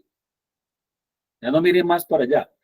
Esa transferencia se volvió efectiva, se materializó en Pentecostés, cuando vino el Espíritu Santo y ellos entendieron que ahora la morada de Dios eran ellos. Por eso es que el apóstol Pablo empezó a escribir las cartas hablando del templo que estaba siendo edificado. Entonces, fíjense ustedes, el misterio del templo del Señor está siendo edificado, que en principio se cumplió esa edificación, o esa reconstrucción del templo en la resurrección física del Señor, pero que ahora se está cumpliendo en la edificación del cuerpo espiritual de Cristo, que es su iglesia. Y si tenemos que un día es como 1000 años y 1000 años es como un día, en 3 días se reedificó el cuerpo físico del Señor y en 3 milenios está siendo reedificada el cuerpo del Señor Jesucristo. O sea, llevamos 2 milenios, faltaría otro milenio más, que son 3 días, para reconstruir su templo. ¿Y cómo sabemos que está siendo construido? Porque la Biblia lo dice Pablo, que este edificio está siendo construido, que simplemente hay un fundamento del cual Jesús fue la piedra del ángulo, o sea, la cabeza de la fundación, que los apóstoles y profetas pusieron el fundamento, o sea, la cimentación la pusieron los apóstoles y profetas, y que de ahí se está levantando el edificio con piedras vivas. Inclusive, la promesa que le hace el Señor a los miembros de la iglesia de Filadelfia, en la carta de Filadelfia, les dice es: el que venciere, le haré columna en el templo de mi Dios, y nunca más saldré de allí. O sea, hay una cimentación, Jesús es la piedra de ese ángulo, hay un fundamento que lo pusieron apóstoles y profetas, y hay unas columnas que Dios ha prometido que van a ser los que vencieren de la iglesia de Filadelfia. Esas son las columnas del templo.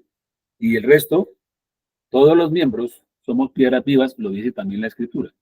Entonces, finalmente ese misterio del templo, el Señor se llevó a la tumba y después el apóstol Pablo lo ejemplarizó y lo amplió mucho más, extrapolándolo a la iglesia del Señor.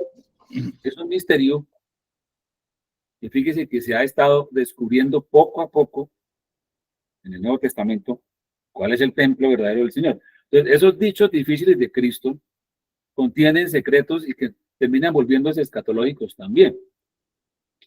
De igual manera, existe el misterio de las nubes, del aire y el resplandor de su venida. Entonces, ese es un tema que vamos a tener que entrar a revisar porque es muy importante y porque, como el Señor Jesucristo hablaba de cierta forma, decía que come mi carne y bebe mi sangre, pero no se refería a su carne y a su sangre, pero sí estaba hablando en esos términos. Entonces, tenemos que revisar todo eso porque finalmente hay cosas escondidas allí, y sobre todo cuando tiene que ver con el templo del Señor, con su cuerpo. Por ejemplo, si leemos Lucas 21, del 24 al 28.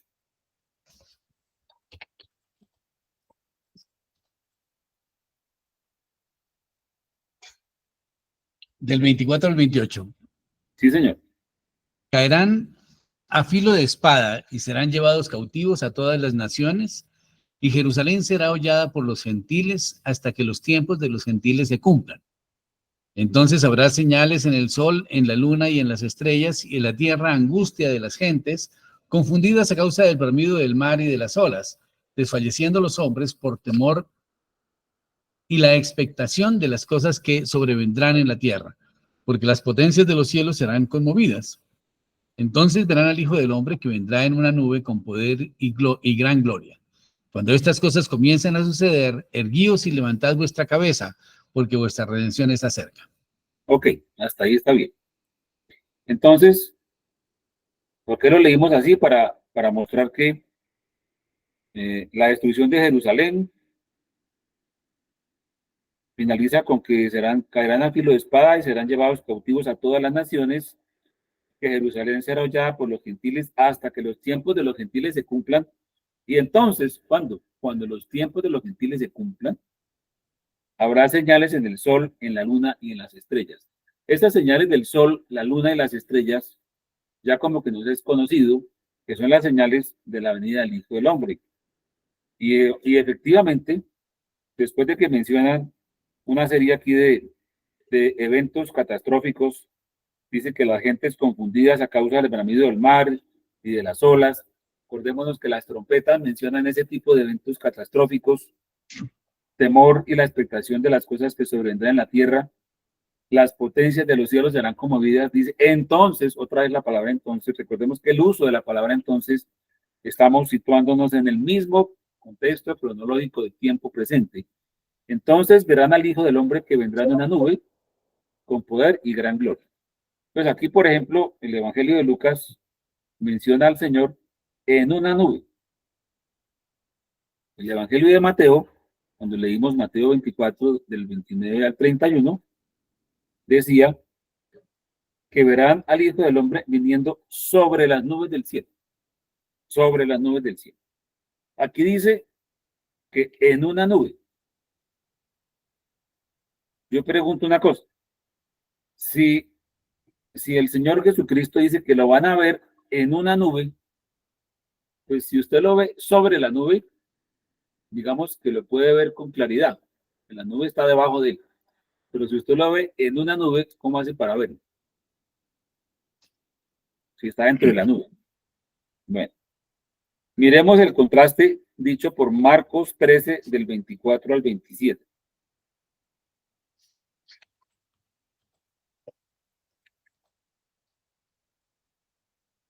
Pero en aquellos días, después de aquella tribulación, el sol se oscurecerá y la luna no dará su resplandor, y las estrellas caerán del cielo y las potencias que están en los cielos serán conmovidas. Entonces verán al Hijo del Hombre que vendrá en las nubes con gran poder y gloria. Y entonces enviará a sus ángeles y juntará a sus escogidos de los cuatro vientos, desde el extremo de la tierra hasta el extremo del cielo. Ok. Fíjese la forma como lo relata Marcos. Vendrá en las nubes. O sea, pero van a ver al Hijo del Hombre. Pero va a venir en las nubes. Qué curioso, ¿no? Si viene en las nubes, ¿cómo hacen para verlo? Nuevamente hago la pregunta retórica. Y dice aquí una cosa curiosa, y entonces enviará a sus ángeles y juntará a sus escogidos otra vez de los cuatro vientos, desde el extremo de la tierra hasta el extremo del cielo. El extremo de la tierra son los arrebatados y el extremo del cielo son los resucitados. Unos vienen de la tierra y otros vienen del cielo. Qué curioso, ¿verdad? También cuadra con el hecho de la resurrección de los muertos y de la transformación de los vivos. Pero aquí Marcos está hablando de que van a ver al Hijo del Hombre en las nubes. Pues lo decíamos. Si está en las nubes, entonces, ¿cómo hacen para verlo? Daniel 7, del 13 al 14.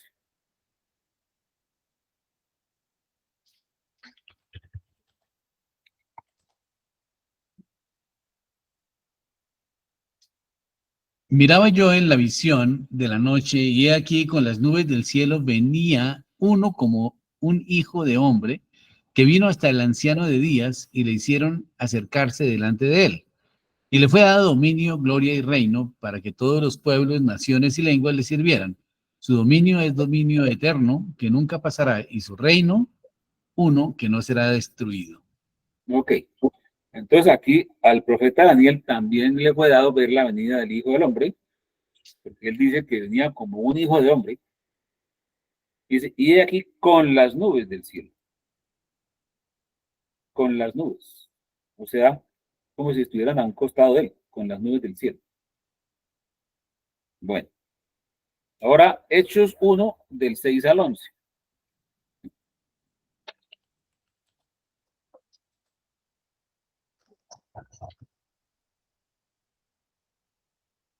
Entonces los que se habían reunido le preguntaron diciendo, Señor, ¿restaurarás el reino de Israel en este tiempo?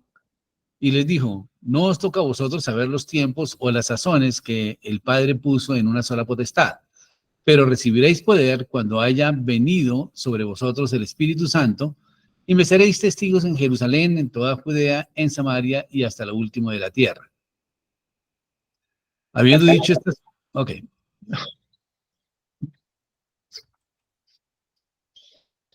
Hasta el 11, hasta el 11.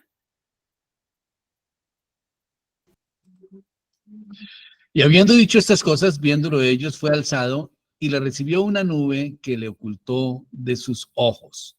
Y estando ellos con los ojos puestos en el cielo, entre tanto él se iba, he aquí se pusieron junto a ellos dos varones con vestiduras blancas, los cuales también les dijeron, varones galileos, ¿por qué estáis mirando al cielo? Este mismo Jesús que ha venido, que ha sido tomado de vosotros al cielo, así vendrá como lo habéis visto ir al cielo. Ok, muy bien.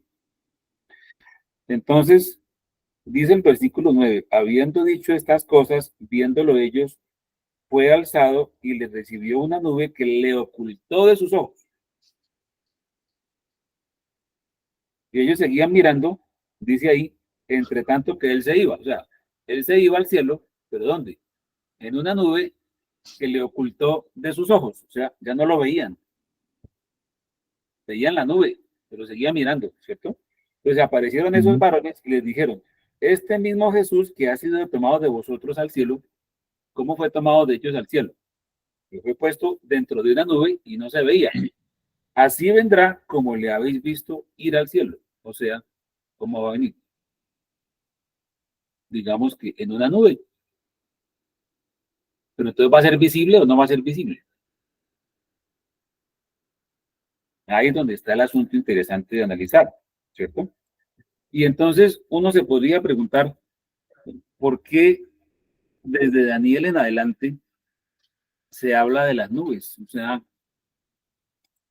¿qué secreto tienen las nubes entonces para el Señor? O sea, ¿por qué se habla tanto de las nubes y se dice de distintas formas esa acepción de las nubes? Por ejemplo, Daniel dice que con las nubes del cielo, Mateo dice que con la nube, Lucas dice que en una nube, Marcos dice que en las nubes, y Hechos dice que una nube le ocultó sus ojos y que así mismo va a venir. O sea, con una nube que le ocultó sus ojos, así mismo va a venir. Sin embargo, también se dice, y es que todo ojo le verá, ¿cierto? Todo ojo le verá cuando venga. Entonces, si todo ojo le verá, pero va a venir en una nube, entonces, ¿cómo es que todo ojo le verá? Esas son preguntas interesantes que tenemos que resolver. Porque, por ejemplo, si nosotros lo contrastamos con lo que dice Apocalipsis 19 en versículo 11 y 12, por ejemplo, ¿qué dice Apocalipsis 19, versículos 11 y 12?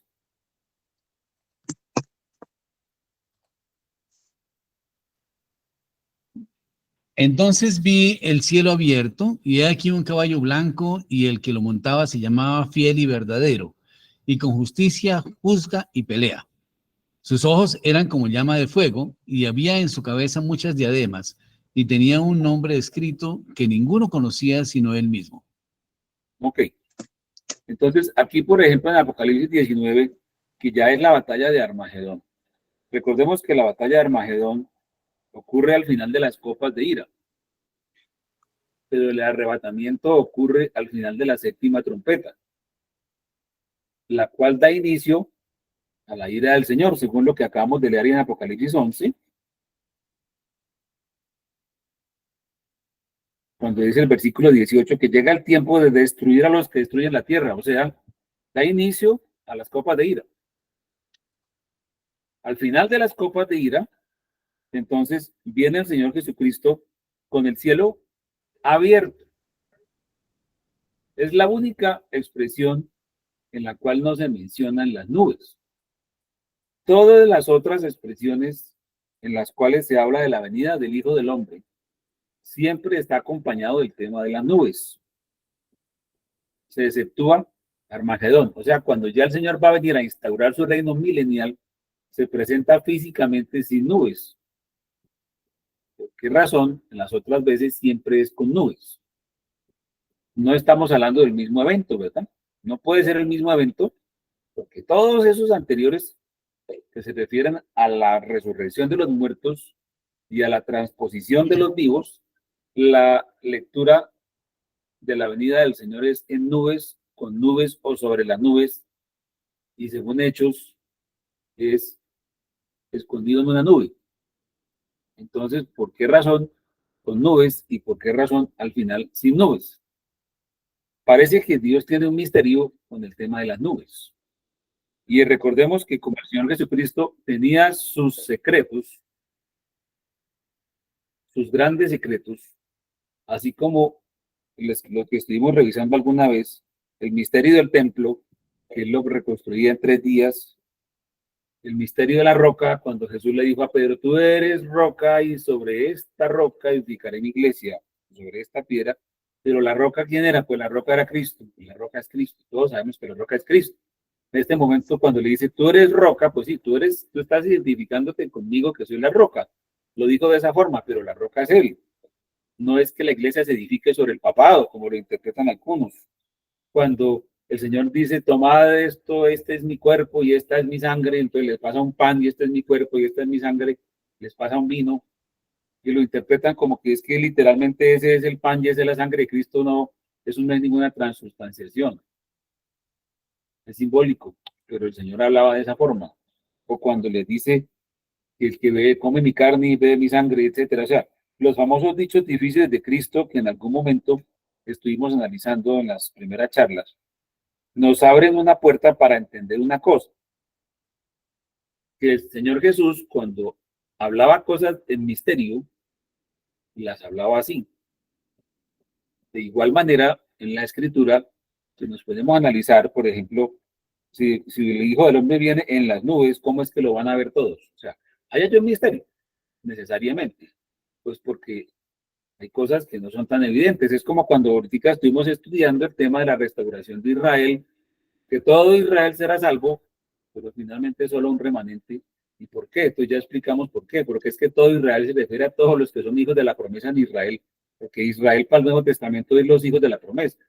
Pero en el Antiguo Testamento está diciendo todos los del remanente de Jacob que se van a apartar de su pecado. O sea, todos los que van a volver su mira a Cristo van a ser restaurados. Entonces, eso, por ejemplo, conciliar esas escrituras es muy importante para que en un momento dado podamos entender ciertos misterios. Entonces, aquí con el tema de las nubes, constatando todas estas escrituras, podemos ver que hay un misterio que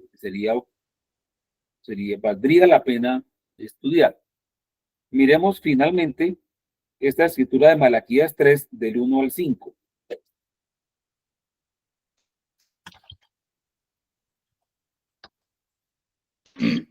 He aquí, yo envío mi mensajero, el cual preparará el camino delante de mí y vendrá súbitamente a su templo el Señor, a quien vosotros buscáis, y el ángel del pacto a quien deseáis vosotros.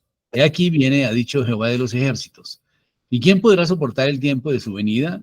¿O quién podrá estar en pie cuando Él se manifieste? Porque Él es como fuego purificador y como jabón de lavadores.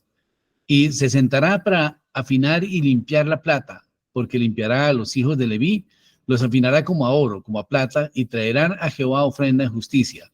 Y será grata a Jehová la ofrenda de Judá y de Jerusalén, como en los días pasados y como en los años antiguos. Amén. Entonces, esta profecía de Malaquías, en el versículo 2, nos está dando la clave de cuál es su contexto cronológico. Dice, ¿quién podrá soportar el tiempo de su venida o quién podrá estar en pie cuando Él se manifieste? Porque Él es como fuego purificador y como jabón de lavadores. Cuando Cristo vino en su primera venida, pues no se manifestó así. La primera venida del Señor estuvo sobre la tierra, Él se manifestó como el siervo, como el Hijo del Hombre, como el que vino para servir, como el que finalmente puso su vida en rescate por todos nosotros. Entonces, ¿quién podrá soportar el tiempo de su venida? Pues obviamente no fue ese momento, porque cuando Jesús vino por primera vez a la tierra, pues todos pudieron acogerlo y estar con Él y disfrutar del tiempo de su primera venida. Cuando no van a poder soportar el tiempo de su venida, esa es su segunda venida. Recordemos que el Antiguo Testamento no era muy claro en cuanto a que Jesús iba a venir dos veces. Inclusive hay muchas profecías que en el mismo capítulo, unos pedazos son de la primera venida de Cristo y otros pedazos son de la segunda venida de Cristo y están como revueltos. O sea, uno tiene que tener discernimiento para poder entender.